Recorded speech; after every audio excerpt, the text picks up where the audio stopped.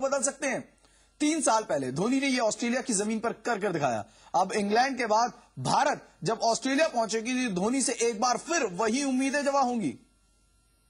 Past decade or so, Australia versus India has become one of the most hard-fought and keenly anticipated face-offs in modern cricket. Be it in the Test arena, ODI. 3 साल पहले Australia को उसी के घर में मात देकर धोनी ने क्रिकेट की दुनिया में अपनी धाक जमाई थी।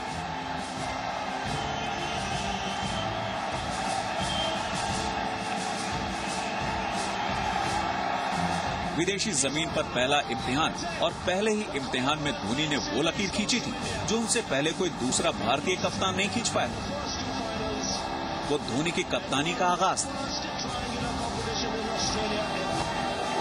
अब बारी इस आगाज को नए मुकाम तक पहुंचाने की है। 2 महीने बाद टीम इंडिया एक बार फिर ऑस्ट्रेलिया का रुख करेगी।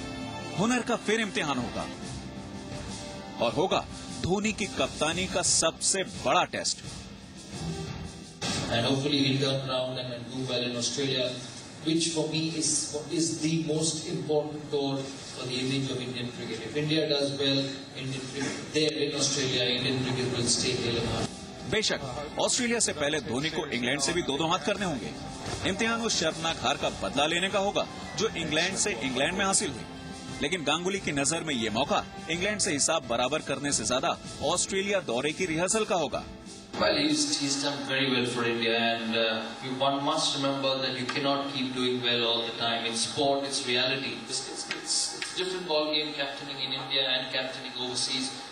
Dhoni's had a tough time in England, but we have to back him because these things happen in sport. सवाल हुनर पर नहीं बल्कि धोनी की फिटनेस पर है और इसकी वजह है मैदान पर उनकी लगातार मौजूदगी। गांगुली को भरोसा है कि मैदान से चंद दिनों की दूरी धोनी को कामयाबी की पुरानी राह पर दोबारा लौटा सकती है।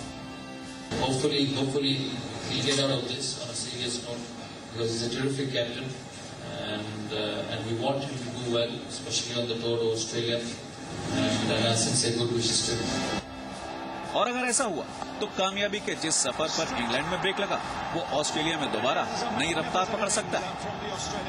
मुंबई में सोमदत्त शर्मा के साथ श्रीनिवास पांडे, सी न्यूज़ दिल्ली।